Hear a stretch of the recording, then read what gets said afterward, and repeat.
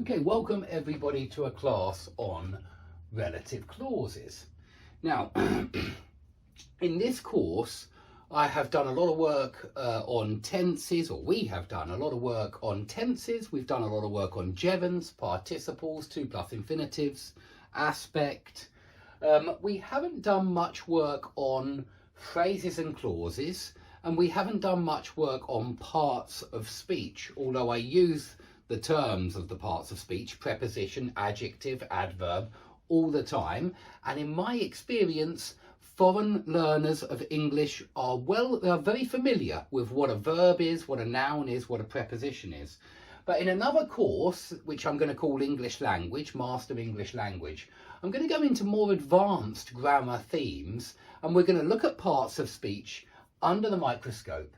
And we're going to look at clauses and phrases under the microscope, because I think it's very helpful if you want a really good grasp of grammar to analyse precisely what a word does, what a phrase does, what a clause does, the function of the word. Yeah, is it a noun? Is it a preposition? Is it an adjective? Is it an adverb? And today we're going to go a little bit down that path, because we're going to learn about relative clauses, and these are important, especially in writing. If I'm honest, I don't hear many mistakes with these guys in speaking. The most common mistake in speaking is to say something like this: the man which is always wrong.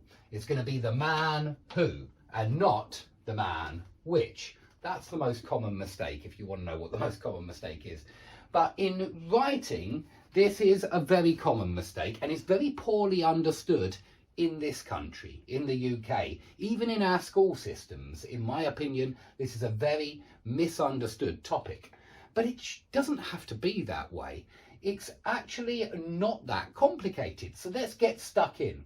What is a relative clause? Well, if we want to sum it up in a nutshell, it's an adjective clause. What do I mean?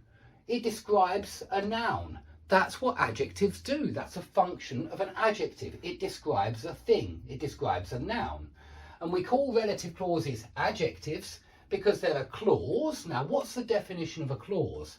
It's anything with a doer and a verb, a subject and a verb, and that's all you need to make a clause, okay? And I'll show you why relative clauses have a subject and a verb, or how they have a subject and a verb, in a moment. They always do.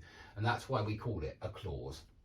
Now, relative clauses always start with a relative pronoun. Now, these are the 5 relative pronouns that we're really interested